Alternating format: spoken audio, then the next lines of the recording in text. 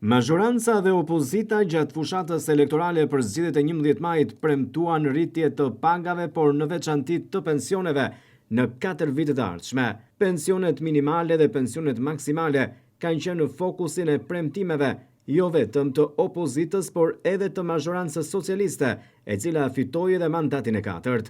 Qytetarët e Vlorës, kryesisht mosha e 3, ndajnë qëndrime të ndryshme në lidhje me premtimet e dhëna sa i përket rritjes së pensioneve. Një pjesë e tyre kanë shpresa se kjo do të ndodhë. Po themi se do bëhet, shpresat e kemi. Pastaj kur të realizohet është. Ju si keni të ardhur ata këtu ambush? Unë jam pensionist. Jo keq. Po, sa më shumë më mirë është. Por që nuk i përballoni dot ato.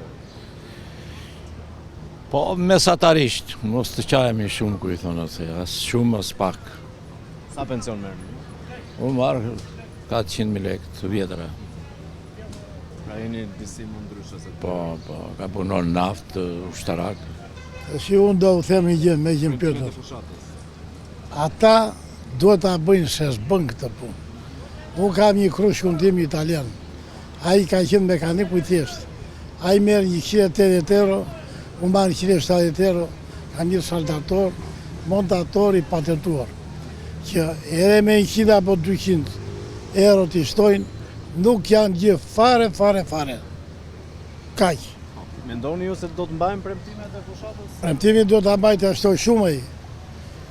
Ne për shembull mekanikët që kemë punuar në për vepra, ne duhet ta marrim pensionin mbi 1.000 euro, jo 200 euro. Mbi 1.000 euro do ta kemi ne. Se ne pensionist, ne saldatisht se ne paguajmë edhe ujë, edhe drita, edhe ilaçe, edhe çdo gjë.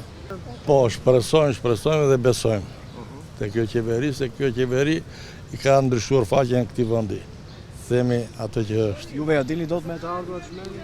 Tash me pensionet tona nuk mund të dilet, po ne falenderojmë fëmijët që kemi andeja dhe që na ndihmojnë. Por shpresojmë që edhe qeveria të vërdorë na ndihmoj me mundësitë që ka. Shpreson. Pa tjetër.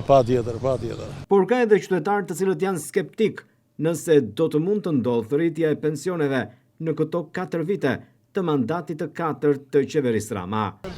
Për mua nuk besoj. Pse? Sepse na kanë gënjur shumë. Juve ja dini dot me ato që merrni? Me çfarë dhe me 100.000 lekë? Fare. Nuk e di tani, me shumë, jo me vështirësi, po me shumë vështirësi. Ani se çfarë do bëhet me gjithë po të kenë këto premtime, po sa dëgjova një ekspertu tha, harrojeni deri në 2030, tha. Qeveria tha po ka bonus, mund t'japi bonus, po që rritje pensione mos prisi, tha. Nuk premton, nuk besoni. Për mua jo, për rritje jo. Nga asnjë s'kemi. Jo. Pse? S'kam se gënjen gjithë. Janë gënjeshtar të mëdhenj. Normalisht ju se përballoni dot apo jo me këto që merrni? Jo, në pensionista bo. Sa do. Çmimet ngrihen ditë për ditë. Pensionet po siç kanë qenë janë. Do t'i ngrejmë. Sot nesër pas nesër ka një vite si kanë ngritur pensionet. Sa mendoni që duhet ishte një pension ideal për ju, që të ishte normal? Që ta përballoni? Që ta përballon duhet të jetë një 400.000 lekë. Ju sa merrni? Unë sa marrëm që 80.000. Që çfarë do bënin për para?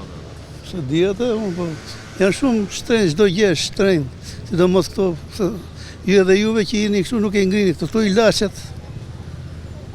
Absolutisht nuk i përballojmë dot. Ne flas. Ai që ka lekë dhe mundet, po janë shumë shtrenjtë. As pak. Pse? Sepse sot fata 30 lekë ka rritur, as gjë pa besues me fare. Kështu që mund të ndërrojë. E mira pensionistë edhe ishte vetë ndryshimi i sistemit, i qeverisë. Sigurisht edhe që ta merre kush do botë i ndronë. Se përballoni dot? Po, so burr me 150.000 pension që marrësh mund të përballosh. Unë 50.000 lekë do ilaçe. Po i kafe, po i shok, po i mik, po drita, po ujë. Ja kjo është qeveria që ne vëgëzuam. Qeveria premtoi në fushat. Po premtoi ai do duhet po bufi po nuk marrin dot tani. Ai sari po e ky që na morim çau neve. Çe do të ky qeveri na merr gjë. Po do shikoj një fat ndryshimi po se të 6 vjetë dhe brezëria ndryshon, por jo. Jo qeverisë, këtu nuk e di, nuk kemi në gjithë të jam shpjegim për shtë lloj qeveria, 16 vjet. Betet për t'u parë nëse do t'jetë vetëm një premtim elektoral apo do të vendoset në realitet rritja e pensioneve, por edhe pagave që u premtua nga mazhoranca socialiste, e cila fitoi edhe një mandat të katërt në krye të qeverisë shqiptare.